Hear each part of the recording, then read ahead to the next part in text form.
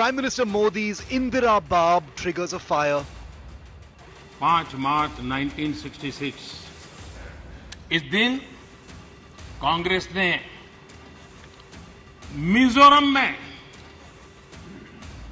असहाय नागरिकों पर अपनी वायुसेना के माध्यम से हमला करवाया था. Flashback on Indian Air Force strikes on Mizo rebels.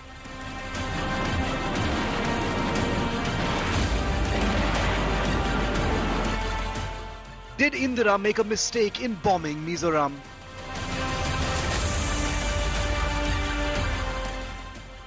Shades of grey in the 1966 Mizo bombings.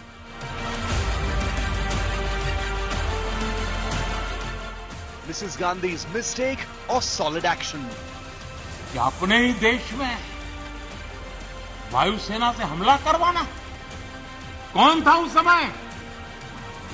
Indira Gandhi. Big fight over Air Force's controversial strike. Shiv decodes the 1966 Mizoram bombing only on India First. Thanks for being with me, Shiv Arur, here on India First. Let's get you straight to the headlines. After a fiery parliament face-off, Rahul Gandhi targets the Prime Minister again, accuses him of mocking Manipur. BJP says the Congress MP is lighting the fire of hatred. Showdown over Congress MP Adhir Ranjan Chaudhary's suspension. India Alliance MPs boycott last day of Lok Sabha proceedings. Aam Aadmi Party MP Raghav Chadha also suspended from the Rajya Sabha.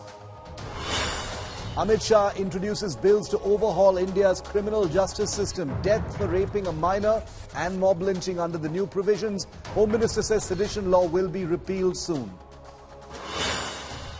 Commission charge hits Siddaramaiah Sarkara. Bengaluru contractors allege their dues have not been paid. BJP says Congress ministers are seeking 55% commission. Deputy Chief Minister Shivakumar assures a probe. Madras High Court slams fast-track acquittal of DMK Minister Ponmudi. High Court Chief Justice exposes shocking attempt to let off the Stalin minister. Huge embarrassment for the Tamil Nadu Chief Minister.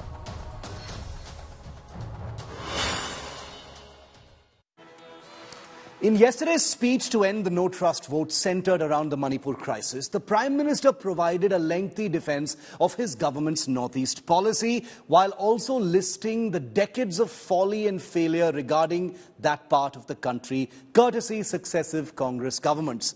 But it was one particular thing the Prime Minister mentioned that has become a furious talking point now. The Prime Minister invoked the 1966 Indian Air Force bombings in Mizoram, then part of Greater Assam, that were ordered by then Prime Minister Indira Gandhi. Few people even know about that operation, but the Prime Minister did use it to support his claim that the Congress's policy on the Northeast has swung between extremes, either being inert and indifferent or deploying massive force as Indira Gandhi did in March 1966. First, let me tell you what happened in 1966. Indira Gandhi was just 6 weeks old as Prime Minister of India. She had taken over after the unexpected death of Lal Bahadur Shastri in Tashkent in January that year. India had just fought a bruising war with Pakistan the previous year, 1965, and it was less than 4 years since India's calamitous defeat at the hands of China in the 1962 war under Prime Minister Nehru. This was a country in crisis that wasn't just nursing a post-war economy, but was vulnerable to the continuing manipulations of both her foreign adversaries. It was in this scenario that a violent separatist insurgency by the Mizo National Front broke out, a rebellion fully funded and armed by then East Pakistan in 1966. As the fledgling Indira government watched, an emboldened rebel chief hoisted an MNF flag, Mizo National Front flag, in the city of Aizawl. Remember, Mizoram wasn't a state back then, it was still part of Greater Assam. In Aizawl, they hoisted an MNF flag, practically declaring it a separate sovereign state. Worse, the MNF had captured key positions in both the city of Aizawl as well as Lungle, with a signature application of brutality and violence. The Indian army wasn't positioned to arrive in Aizawl in less than a day, and it was unlikely that a ground attack would go unchecked by the well-armed MNF that was now scattered through the hinterland, expecting a ground response by the Indian army. It was in this scenario that Indira Gandhi took the controversial decision to scramble the Indian Air Force. A small number of even then vintage Tufani fighters and slightly more modern Hunter jets were deployed to conduct airstrikes on the MNF positions in Aizawl. Larger transport aircraft were also loaded with explosives and used to bomb rebel positions in Aizawl. Now, two of those pilots who flew some of those missions would go on to big political careers. You know their names, Rajesh Pilot and Suresh Kalmadi. But what followed these bombings and the subsequent arrival of the army was 2 decades of an insurgency in Mizoram that saw a great deal of violence and death in that beautiful state. Peace would be achieved only 2 decades later with the Rajiv Gandhi Laldenga Accord of 1987. Now, the bombings of Mizoram were the first and the only time that Indian frontline air power has been used against its own citizens on our territory. The bombings are now seen through 2 prisms. The BJP, as clear from the Prime Minister's speech yesterday, sees the bombings as a symbol of Congress folly in the Northeast, as a decision that became necessary thanks solely to successive Congress governments letting the Mizo issue fester, failing to nip it in the bud, leaving it vulnerable to outside interference, being pushed into a corner by lack of action, and then being forced into this heavy response when there was no other way out.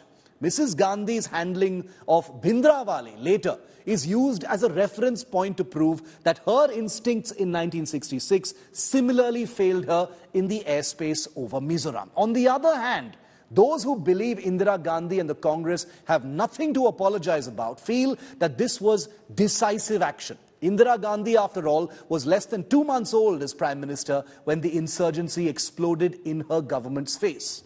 Was the difficult decision of lethal force on our own territory imposed on her? And is it really fair to blame her for a situation that was already at boiling point by the time she took over? What I'm trying to say, viewer, is that it will always be easy to sit back and pass judgment on decisions to use military force. The more into detail one goes into the controversial deployment of the armed forces, the more clear it becomes that there are no blacks and whites, only shades of grey. As with so many things in military history, both of the things said about Indira Gandhi's bombing of Mizoram in 1966 can be seen to be true. That her actions were the inevitable climax of her party's Northeast policy over years, and also that her actions displayed decisiveness in a situation where not acting is as controversial as issuing those orders. Now I want to get an expert view from 2 people who not only know about the operation, but have looked at it very closely from all of these prisms that I'm talking about. I'm joined by Air Vice Marshal Manmohan Bahadur. He's a well-known Air Force veteran and someone who's looked particularly closely at Air Force history. Abhijit Iyer Mitra is a senior research fellow in the Institute of Peace and Conflict Studies. One of his tweets has gone viral where he has said that it was wrong for the Prime Minister to call what Indira Gandhi did a blunder. Abhijit, I'll quickly come to you first because I hear we might have a weak line with you, with your permission, Air Vice Marshal. Abhijit, explain to us why you think the Prime Minister shouldn't have highlighted what Indira Gandhi did as a blunder. So Shiv, it's very clear. I think we've been very consistent about this position throughout, that sometimes when internal security situations flare up to a point, you have to use massive force. It isn't, I'm not getting into the politics of it. I'm just talking about the application of force out here. Now, remember what the situation in the ground in Aizawl was. The Mizo National Front had surrounded the whole of Aizawl. It had been completely cut off. The attempts at, resupplying Aizawl with the Mi-4s or the Mi-8s, I forget which one, at that time had failed because the Mizos were directing fairly accurate gunfire at those helicopters. And you had to soften them up using air power, which is what was done. Because remember, the Mizos were going around killing people on the ground. Government officials were being killed on the ground at that point of time, and something had to be done. It was an emergency situation. You could not land troops there because the same way they were shooting resupply helicopters, they were going to shoot down, troop helicopters as well. And that was a risk not worth taking. It was a proportionate action taken at the right time to safeguard the territorial integrity of India. And I don't understand how an action taken to safeguard the territorial integrity of India is a blunder. Okay. Air Vice Marshal Bahadur, how do you see it? Because, looking at history is always a difficult proposition, especially through the prism of politics. The Air Force was carrying out orders at a very, very difficult time. India had been at war just a year before that as well. How do you see it, sir? Was it a difficult but necessary decision? Or, could Indira Gandhi have done it some other way? Thank you, Shiv, for getting me in here. Staying clear of politics, as Abhijit rightly said. It's very clear that it was a situation that had to be handled decisively. The point is, let's go back a little beyond before 1962 also. I mean, we got independence in 47 with myriad problems on our head. Basically, economics, lack of money, the refugee crisis in the initial stages, etc., etc. But let's take ourselves back to the government of the 50s and the beginning of 60s. It was a huge ask. So let's not restrict just to 62. And thereafter 65 war. Yes. And in 65, the decade of the 60s, remember, we were living from, it was from ship to mouth. The PL 480, Shastriji actually asked for gold to finance arms purchases in 65 war and to get out of the economic situation. He asked that from the citizen. So in that condition, here was a declaration of independence and the hoisting of the flag, as you brought out in the history of that. A decisive action had to be taken. So on the 5th of March, actually first initially, five para, and I think 6, they were flown by Me Force from Kumbhigram towards Aizawl. The helicopters had to come back because they were shot up and shot up badly. They came back. And next day, thereafter, when they went in, and the Dakotas also went in to drop supplies and arms to the besieged garrison, they were escorted with Tufanis. And the Tufanis strapped the area around where the MNF posts were, and so did the hunters.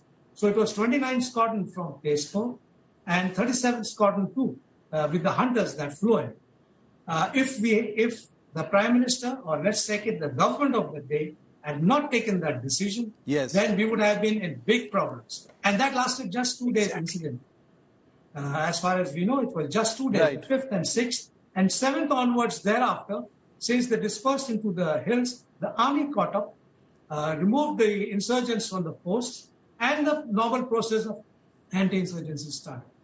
So there was no choice, and it was good that point that the decision was taken. So it was a correct decision being taken. Abhijit, I know, I don't want to get embroiled in all the politics of it, but, since it did come up as part of the Prime Minister's speech yesterday, there are those who will say that Indira Gandhi's decision and her action, was a symptom of the politics over the Northeast. And, many have also used the example of 1984, the Bhindranwale episode with Indira Gandhi as being a reference point, saying that, like later in 1984, when Indira Gandhi allowed the situation to get so bad that she finally had to take decisive action in the form of Operation Blue Star. Similarly, with the disclaimer that her government is only a few weeks old, etc., it was basically the same thing again, letting a situation get so bad that hard action is imposed on you.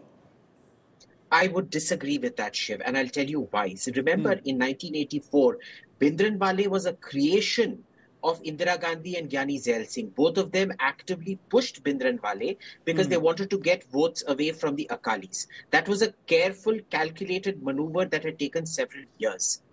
What happened in Mizoram was a case of neglect, and it was spawned by something called the Mautam, which is the flowering, 50-year flowering of the bamboo. Now, bamboo flowers every 50 years out there as a self-defense mechanism. And what that leads to is because there's too much bamboo seed, there's a sprouting of a huge number of rats. Now, what happens is once the rats have finished eating the bamboo, they start eating all the grain and crop. This wasn't the first time. 58, 59 was when it happened. This wasn't the first time it had happened. You had a massive famine because of it in 1862. You had a massive famine because of it in 1911. So every 50 years, round about 50 years, it happens. And 65 was when the next Mautam, 58 was when the next Mautam happened. Now, when this Mautam happened, people died. Now, remember, like the Air Marshal said, we were desperate. We were living at that time. In fact, this was one of the episodes that led to the Green Revolution, the urgency of the Green Revolution, which started in 1968 with the IR-8, with the improvised dwarf rice and things like that, that Norman Borlaug introduced. But this was one of the crucial factors. So what happened was, you were already living hand to mouth or ship to mouth, as the Air Marshal said. And on top of that, you had a rat plague. Now, our famine was because of inadequate production. What was happening here was that you had a rat infestation exacerbating the situation. In spite of that, to the government's credit, only 100 people, approximately 100 people died. Now, 100 people in terms of a famine isn't a particularly bad management of resources. Was it an optimal management of resources? No, but people tend to forget. In those days, we were a very, very poor country. We did not have money to spend on preemptive famine fighting and things like that. And also, we were living in a situation where we had fought 2 wars, 62 and 65, like the Air Marshal said, and the expenditure on the treasury had been massive. Yes. So, this wasn't so much a case of neglect at all. I would say it was generally, in terms of Indian neglect, this was one of the less neglected situations. Very, very interesting perspective there. And, I expect nothing less from the both of you. Air Vice Marshal Bahadur, very, very final comment from you, running short of time. The Air Force is a supremely professional force, but through the benefit of time, hindsight, and, looking at these, these difficult times in the rearview mirror, are historians within the Air Force, veterans like you, conflicted about the use of air power against our own citizens? Because that's what this was finally technically. These were rebels, these were people who were killing other Indians, but is there a conflict in anyone's mind, sir? No, because we are very sure of the government of the day, no matter which political party, that the political party takes all points into consideration before giving or passing an order to the armed forces. So, and any government, whichever party is in power, knows that it should use minimum, if not zero force against its own citizens. Absolutely. So if an order comes, the government has thought through this situation. Please remember, we have not used it in J&K, we have not used it in Naxal area, we have not used it in Assam, we have not used it in the other part of the Northeast, where insurgency to a certain extent is still on. And hence, what I feel is that there is no dichotomy or any doubt in any soldier, sailor or airman, that an order that comes is very legitimate, and the government has thought through everything. I think that that kind of clarity is a good note to end this on. I am definitely wiser, and I hope my viewers as well are. Air Vice Marshal Bahadur and Abhijit, always a pleasure. Thank you so much for your time here on India Today, on an issue that most people don't know very much about. I must confess I didn't either before I did this show, but hopefully we're all walking away with a greater perspective on something. Like many of those visuals we just showed you from 1966, these are all shades of grey. Thanks so much for watching. Another nugget from the Prime Minister's speech on the no-confidence motion that may have gotten lost in the noise was about the Congress's mishandling of the 1984 anti-Sikh riots. He highlighted how then Prime Minister Indira Gandhi attacked the holy Akal Takht during Operation Blue Star. What was the significance, and why am I telling you about it now? Take a look at this report.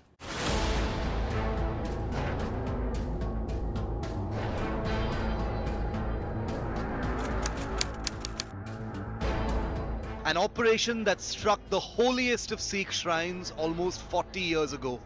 Operation Blue Star aimed at clearing militants holed up inside the Akal Takht, the highest seat of Sikh temporal authority in the complex of the Sri Darbar Sahib, the Golden Temple, deeply wounded the Sikh soul.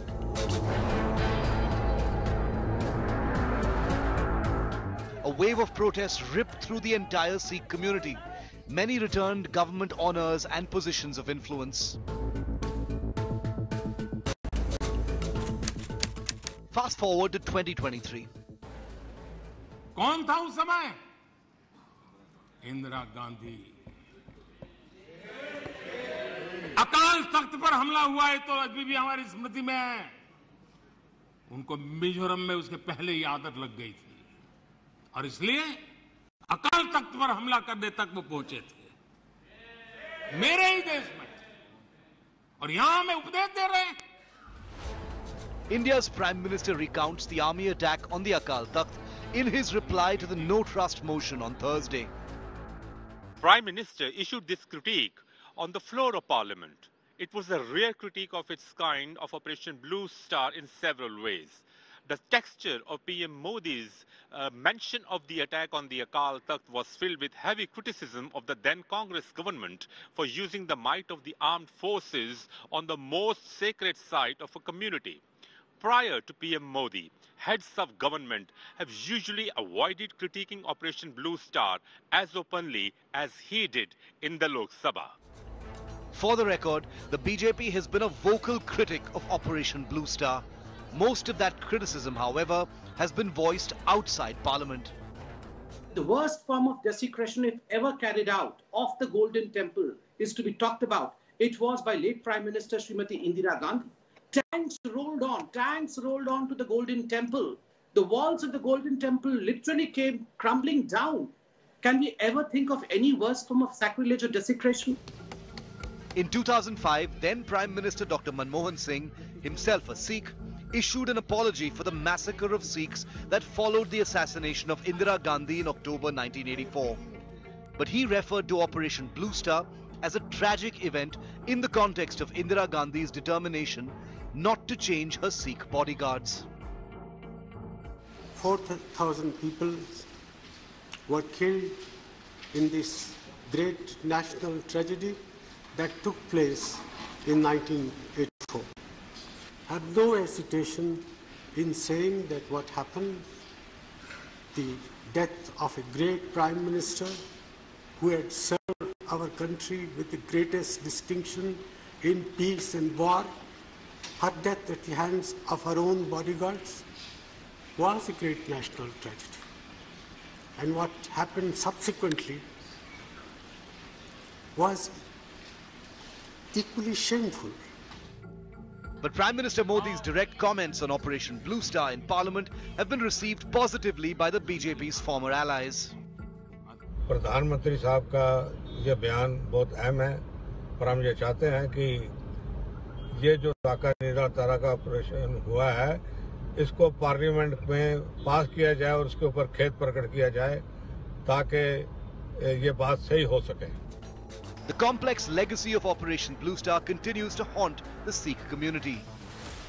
The wounds of the past remain, but perhaps an open dialogue can pave the way for a deeper understanding and healing of that dark phase. Harmeet Shah Singh for India Today. That's it on India First. Thanks so much for watching. The news continues right here on India Today.